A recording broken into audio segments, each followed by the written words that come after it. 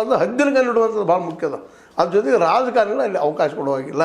ಪ್ರತಿ ವರ್ಷವೂ ಈ ಅಧಿಕಾರಶಾಹಿಗಳು ಬದಲು ಮಾಡ್ತಾ ಇರಬೇಕು. KPC ಆಡಳಿತ ಹೊಸದು ಹಾಕ್ತಾ ಇರಬೇಕು, ಯೋಗ್ಯನ ಹುಡುಕಿ ಹಾಕ್ತಾ ಇರಬೇಕು. ಅದು ಪ್ರತಿ ವರ್ಷ ನಡೆಯುವ ಕ್ರಿಯೆ ಎಷ್ಟು ಸಾಧ್ಯ ಇದ್ರೂ ಅಷ್ಟು ಪ್ರಾಂಜಲವಾಗಿ ನಡಿಬೇಕು.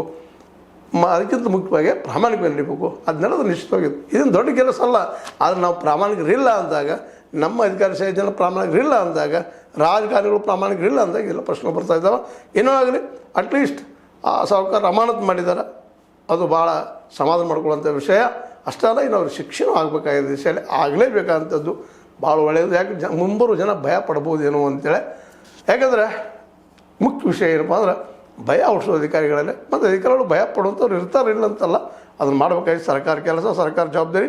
ಆ ದಿಶೆಯಲ್ಲಿ DKC ಅವರು KPSC ಹೊಸ ಜೀವ ಕೊಡ್ತಾರಾ ಅನ್ನೋ ಪ್ರಶ್ನೆ ಬರ್ತದೆ ಅಂತ ಹೇಳ್ತಾ, ಇದು ನಿಮ್ಮ ಲೈಕ್ ಆಗಿರ್ಬೋದು. ಲೈಕ್ ಮಾಡಿ, ಶೇರ್ ಮಾಡಿ, ಕಮೆಂಟ್ ಮಾಡಿ, ಜೊತೆ ಸಬ್ಸ್ಕ್ರೈಬ್ ಮಾಡಿರಿ. H16 ನ್ಯೂಸ್ ಅರ್ಥಾತ್ ಹಿಡಿದು ಸತ್ಯದ ಕೈಗನ್ನಡಿ ವಂದನೆಗಳು. ಆತ್ಮೀಯ ಸಾರ್ವಜನಿಕರಲ್ಲಿ H16 ಅರ್ಥಾತ್ ಸೀತಾರಾಮದಿಂದ ಒಂದು ಮನವಿ.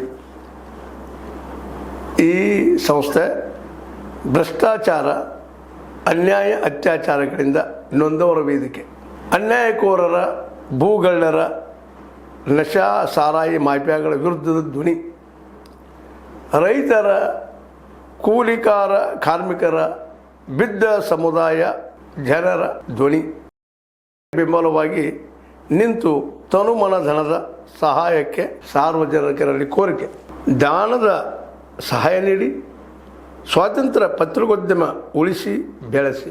ವಂದನೆಗಳು. ತಮ್ಮನ್ನೇ ನಂಬಿರುವ ಮಲ್ಲಪ್ಪ ಇ ಜೋತಾವರ್. ಈ ಕೆಳಗಿನ QR ಸ್ಕ್ಯಾನ್ ಮಾಡಿ ಅಥವಾ ಈ ನಂಬರ್ ಅಂದರೆ 7411402405ಗೆ ಇಲ್ಲ 9686864852ಗೆ ನೀವು ಫೋನ್ಪೇ ಮಾಡಿ, Paytm ಮಾಡಿ ಅಥವಾ ಇನ್ನಾವುದೇ ಮಾಧ್ಯಮದಿಂದ ಗೂಗಲ್ ಮೂಲಕ ಸಹಾಯ ಮಾಡಿ ಈ ಪ್ರಾಮಾಣಿಕ ಪತ್ರಿಕೋದ್ಯಮವನ್ನು ಉಳಿಸಿ ಅಂತ ಮತ್ತೊಮ್ಮೆ ಮನವಿ. ವಂದನೆಗಳು.